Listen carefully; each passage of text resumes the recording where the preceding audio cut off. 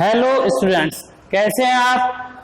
तो आइए, स्वागत है आपका ग्रामर की वीडियो में। फिर से लेकर आया हूं एक ग्रामर का नया टॉपिक। तो देखते हैं, आज का हमारा नया टॉपिक है सेंटेंस। आपने इस सेंटेंस के बारे में 6, 7, 8, 9 तक पढ़ा होगा।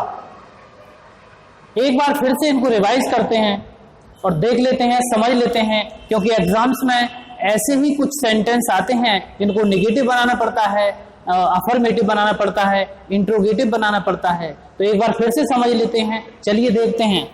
तो सबसे पहले हम डेफिनेशन पर आते हैं। डेफिनेशन एक बार से फिर रिपीट कर लेते हैं। अ कलेक्शन ऑफ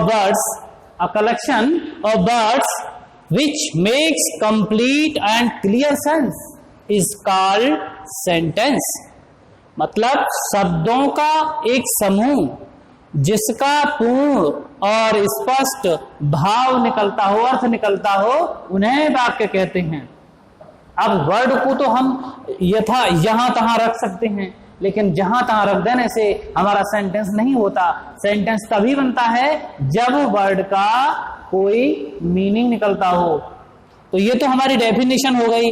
अब बात करते हैं इसके काइंड्स ऑफ सेंटेंसेस, अर्थात वाक्यों के प्रकार।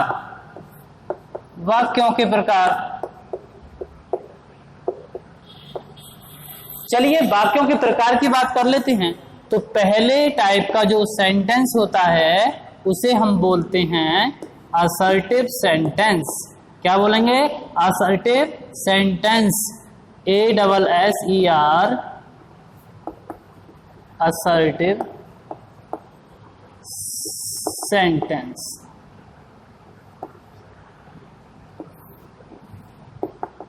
देखिए, असर्टिव सेंटेंस यानी कथनात्मक वाक्य है। इनको हम साधारण वाक्य, कथनात्मक या विधि सूचक या साधारण वाक्य कहते हैं।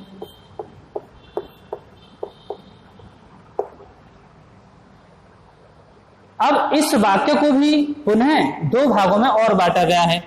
पहला पार्ट इसका होता है जिसको हम पॉजिटिव बोलते हैं, पॉजिटिव, या इसको हम अफर्मेटिव भी कह सकते हैं, अफर्मेटिव, पॉजिटिव या अफर्मेटिव सेंटेंस। देखिए, जिस सेंटेंस में केवल कथन को कहा गया हो, स्वीकारात्मक जिसे बोलते हैं, बात स्वीकार हो उसमें, वो पॉजिटिव कहलाते हैं। इसका हम एक एग्जाम्पल लिखते हैं। पॉजिटिव सेंटेंस, यू आर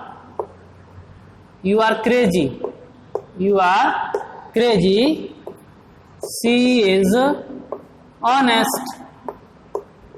ये 2 सेंटेंस हैं, स्वीकारात्मक हैं। यू आर क्रेजी, तुम पागल हो, सी इज ऑनेस्ट, वह ईमानदार है। तो ऐसे वाक्यों को हम पॉजिटिव या अफर्मेटिव सेंटेंस की कैटेगरी में रखते हैं। दूसरा जो पार्ट आता है वो है निगेटिव, यानी इस वाक्य का उल्टा, निगेटिव सेंटेंस। जब किसी वाक्य से नकारात्मक सूचना मिलती हो तो ऐसे वाक्यों को हम नेगेटिव वाक्यों की कैटेगरी में रखते हैं। इसके एग्जाम्पल देख लेते हैं इसके। She does not eat fish, वह मछली नहीं खाती। You can not go there, तुम वहां नहीं जा सकते। इस तरह से इसमें नॉट यानी नकारात्मक सूचना मिल रही है, तो ये हमारे 2 कैटेगरी में रख दिया है ने, पहला स्वीकारात्मक और दूसरा नकारात्मक। चलिए बात करते हैं अगले टाइप की सेंटेंस की। सेकंड यानी दूसरा टाइप का जो होता है उसे हम बोलेंगे इंट्रोगेटिव।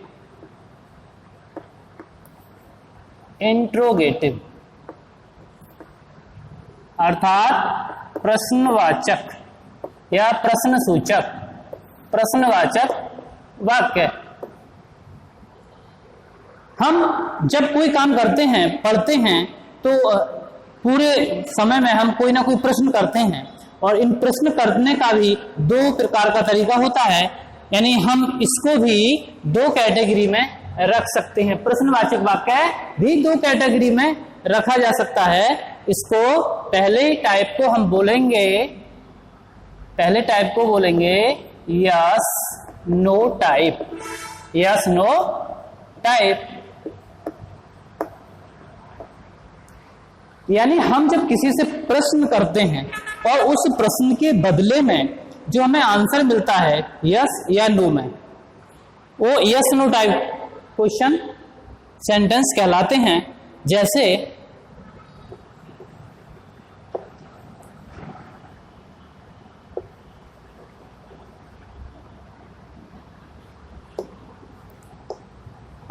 देखिए, हमने ये प्रश्न किया, डू यू रीड बुक, क्या आप किताब पढ़ते हो? डू यू रीड बुक, क्या आप किताब पढ़ते हो? तो इसका कोई ना कोई आंसर मिलेगा यस या नो में।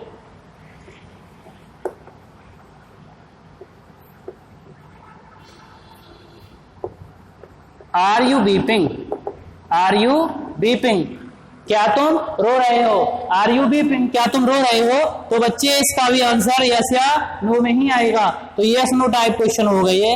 दूसरे टाइप के हम बी टाइप के क्वेश्चन लेते हैं, W H type, W H type question.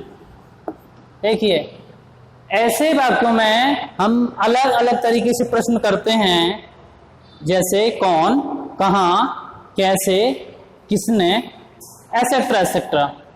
तो इन सभी वाक्यों को हम डब्ल्यू एच टाइप वाक्य बोलते हैं। एग्जाम्पल में देखेंगे, हु आर यू। ऐसे प्रश्नों का जो आंसर है वो यस या नो में नहीं मिलता, जैसा प्रश्न है वैसा ही आंसर मिलेगा। तो हु आर यू, तुम कौन हो? तो आपको बताना होगा मैं कौन हूं। I am a teacher, I am lawyer. Why do you, why do you go there, तुम वहां क्यों जाते हो? Why do you go there. अगला देखते हैं,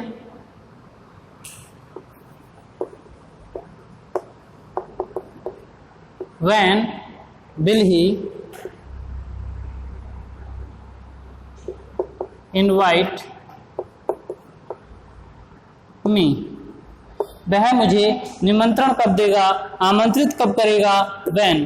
तो देखिए, इसे टाइम शो हो रहा है, वाई हो।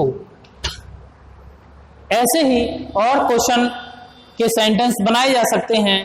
क्वेश्चन वर्ड्स आपको नोट करा दिए जाएंगे। अब तीसरे प्रकार का जो है उसके बारे में चलिए देखते हैं। चलिए बात कर लेते हैं हम तीसरे टाइप के सेंटेंस के बारे में। इसे हम इंपरेटिव सेंटेंस कहते हैं। देखिए, हमारे डेली रूटीन में हम सुबह से शाम तक ऐसे 100 से ज्यादा, सैकड़ों हम वाक्य बोलते हैं जिन्हें आज्ञावाचक बोलते हैं। Sit down, come here, don't disturb me, please sit down and play with me, open the window. ऐसे बहुत से वाक्य हैं।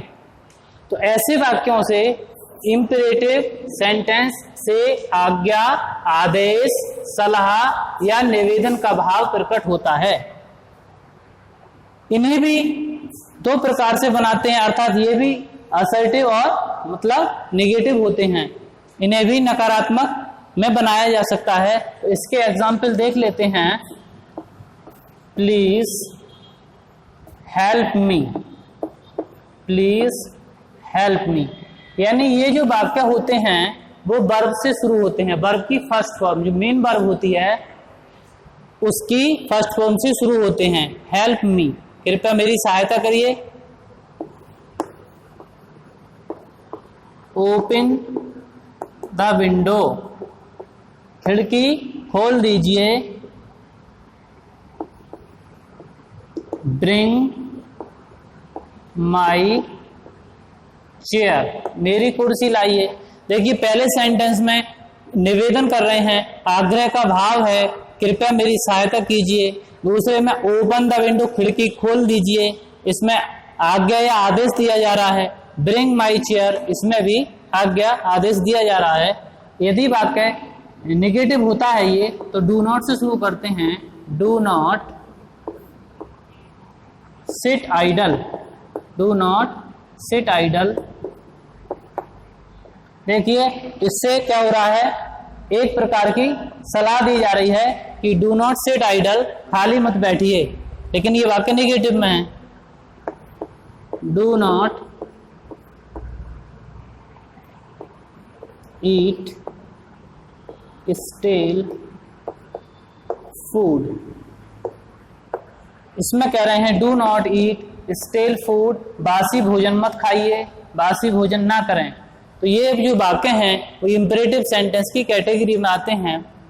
अब चौथे नंबर का जो सेंटेंस है, तो चलिए बात कर लेते हैं चौथे टाइप के सेंटेंस की, ऑप्टेटिव सेंटेंस, इच्छा सूचक वाक्य। इच्छा सूचक वाक्य ऐसे वाक्यों में क्या होता है, ऐसे वाक्यों में हम किसी के लिए आशीर्वाद, किसी के अच्छे की कामना करते हैं, किसी को बधाई देते हैं, यानी जो हृदय की इच्छा है, कामनाएं हैं, किसी को वरदान देना है, अभिशाप देना है, ये चीजें भाव हमारे हृदय से प्रकट होते हैं और ऐसे वाक्य में से प्रारंभ होते हैं, में का प्रयोग करके, और इनके वाक्यों के लास्ट में क्या होता है, मार्क ऑफ एक्सक्लेमेशन, यानी जो संबोधन चिन्ह है वो लगा होता है। किंतु कभी कभी ऐसे वाक्य में से आरंभ नहीं होते जब हम किसी को बधाई देते हैं, किसी को बधाई देते हैं तो ऐसे में से प्रारंभ नहीं होते। जैसे कोई सफल होकर आया है और उसे हम कांग्रेट्स बोलते हैं, कांग्रेचुलेशंस बोलते हैं, या हैप्पी होली, होली की बधाई दे रहे हैं, हैप्पी दिवाली, तो यहाँ पर सीधे सीधे हम इन्हीं शब्दों का प्रयोग करते हैं। तो इसमें कुछ एग्जाम्पल्स देख लेते हैं ऑप्टेटिव सेंटेंस के।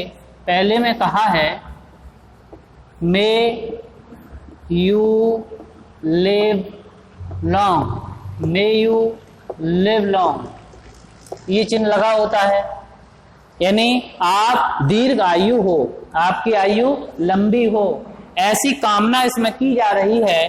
तो मे से शुरू हुआ है, मे गॉड हेल्प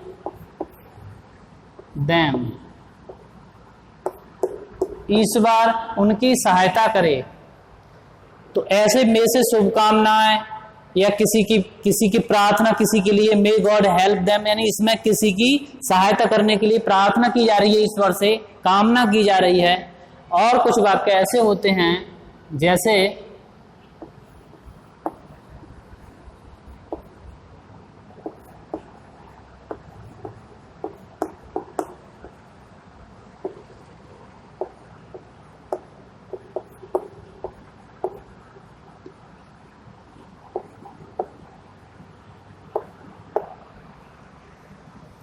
इसमें कहा है कॉन्ग्रेचुलेशंस, बधाई हो, यू हैव पास्ड, तुम सफल हो गए हो, पास हो गए हो।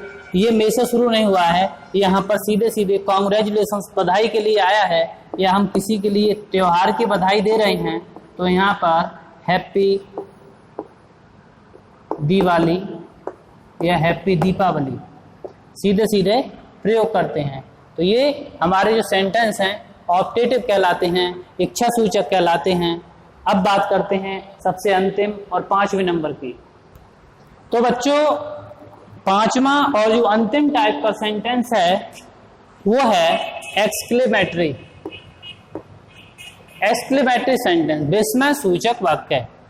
ऐसे वाक्यों से आश्चर्य, यानी हम बड़ी हैरानी से या आश्चर्य से किसी बात को कहते हैं तो ऐसे वाक्य बनते हैं, आश्चर्य प्रकट होता है। सुख दुख, यदि सुख और दुख का भाव यहाँ पर आता है तो भी ये एक्सक्लेमेटरी वाक्यों में रखे जाते हैं। तो आश्चर्य, सुख, दुख, ऐसे वाक्य प्रकट होते हैं इसमें। और इसमें जो संबोधन वाले चिन्ह होते हैं, संबोधन वाले शब्द होते हैं, उन शब्दों का भी प्रयोग किया जाता है। ये जो वाक्य होते हैं व्हाट से या हाउ से प्रारंभ होते हैं। ठीक है, तो समझ लेते हैं एग्जाम्पल से।